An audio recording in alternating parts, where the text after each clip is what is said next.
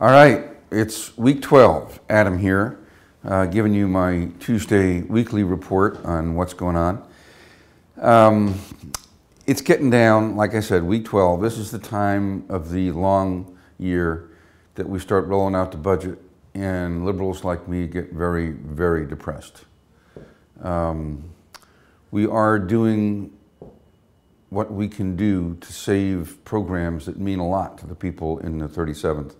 The problem is that virtually all state programs mean a lot in one way or another to people in the 37th, just as they do everywhere else, from education, higher education, K-12, through social services, environmental protection, medical care, all that. And there's quite a bit of pressure. Let me go back a little bit. 2 years, the two-year budget cycle that ends this July 1st, where we wrote the budget as the majority party. It's the 2011 to 13 budget. We did it in a very cooperative way. Our current majority leader was then the chair of our budget committee.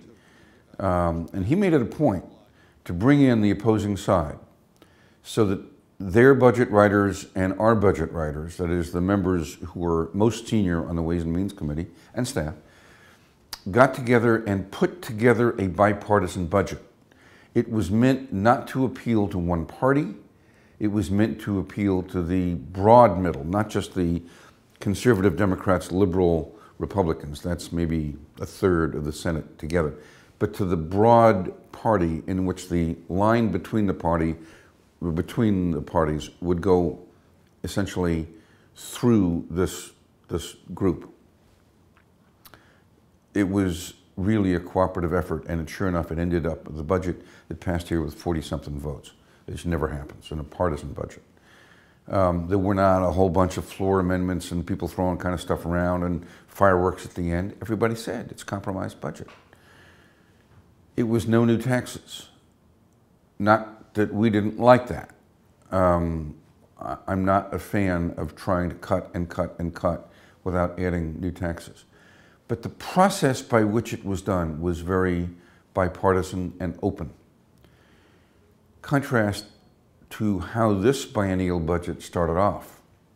We had Republicans newly installed in power by a betrayal by two of our members. And they started off doing as Republicans do, writing their own little budget and getting some odd pieces of advice from us when they were listening, but generally not listening. So it started out as being very non-cooperative. Then something happened. There are 14 members in the 26 Republican members altogether who put themselves together as a group. I guess you could sort of characterize them as Tea Party folks. They're not all really Tea Party, but they were taking a very, very rigidly conservative view. They didn't see this as compromise. They saw this as the usual class war that Republicans like to wage against working people, low-income people, all that. The other 12 said, oh my God, we're going to do something here. And they came to our budget writers and said, let's do this cooperatively. And so that's what we're doing now. Halfway through the session, we're doing this in a cooperative way. That means that our former chair of the Ways and Means Committee is now meeting with their budget writers, and ideas are being swapped, and we're going to find a budget within the framework of no new taxes anyway, that tries valiantly to save some of the things that we Democrats want to save. Great, but it's going to fail because there are no new taxes in this. It's destined to fail, and I don't consider it very likely at all that I'm going to end up voting for the product of this. These are all big picture pieces, and we don't have dollar figures yet. We'll wait till next week. We will. But let me give you a prediction, or a series of predictions. First, we have the governor. He kind of put his foot in it during the campaign, saying that he would not sign a budget that had new taxes in it. He didn't waffle, I'll give him that. He didn't say, well, I won't propose new taxes, with a wink and a nod, knowing that he doesn't propose, we propose. And that would have been a meaningless statement, but politically he could have said that. No, he said, I will not sign a budget that has new taxes in it, leaving us one avenue. First of all, it sounds politically like he's on their side. He's not, I know that. But what it also sounds like is if we're going to put taxes out there, it's going to have to be on a referendum, which doesn't go to his desk. He doesn't sign it. A referendum saying, all right, here's a no new taxes budget. It's ugly, look at it. And if you want to add money here, here, here, and here, vote yes, and that will distribute the money accordingly, and it'll look a lot better. That may yet happen. I doubt it. The House, even under Democratic majority, isn't planning on doing this, and we're not going to do it here under a Republican majority, so don't bet on that. What the governor has done, and in this he's exerted some leadership, is to say, let's take an aggressive look at loopholes and close them where we can. Sounds good. We've tried that. I was on Ways and Means during the 11 to 13 budget. We tried it. Every loophole has its constituency, and sometimes even among Democrats, those constituencies we can identify with. For example, you'll notice that there's no sales tax on groceries. You go to the grocery store, you pay a sales tax when you buy a broom, but not when you buy cereal, right? There's quite a few things, your mortgage, for example, that has no state tax, just on the way it has no federal tax. Well, you get it. There are constituencies. There's good tax breaks, right? Okay. Well, even when you go down the line into the smaller ones, some of those tax breaks have a constituency that speaks to Democrats too, not just Republicans.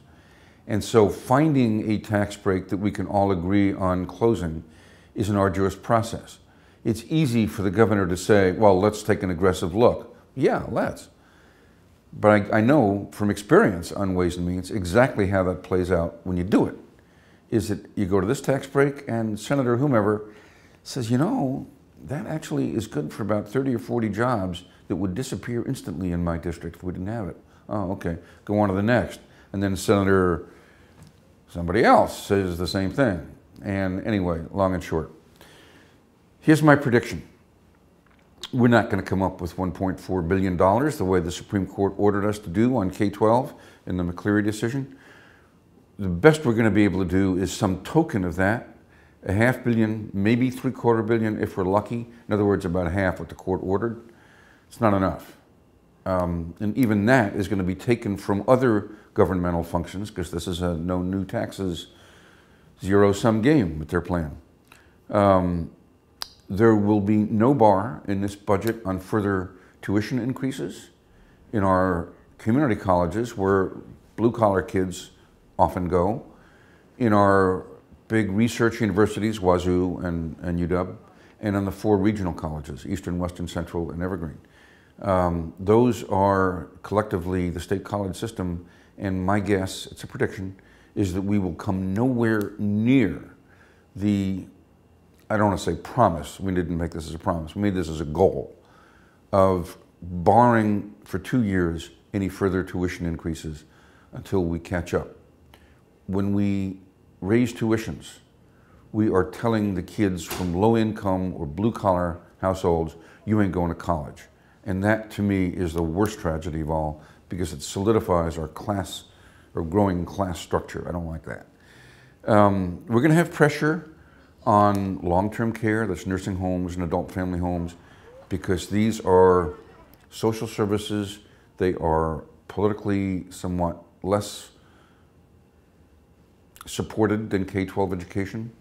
We're going to have a lot of pressure on TINF, that is the temporary assistance for needy families, both in terms of the amount that we pay, the eligibility for it. We're going to cut that stuff because it's no new taxes time, and those are the least politically favored.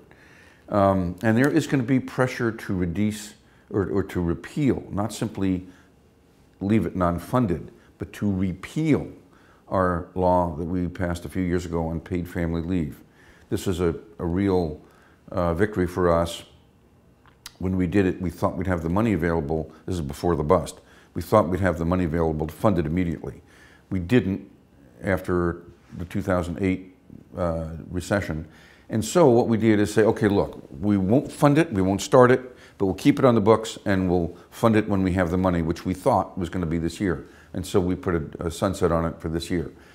Now the Republicans are out to repeal it. Remember, this is paid family leave.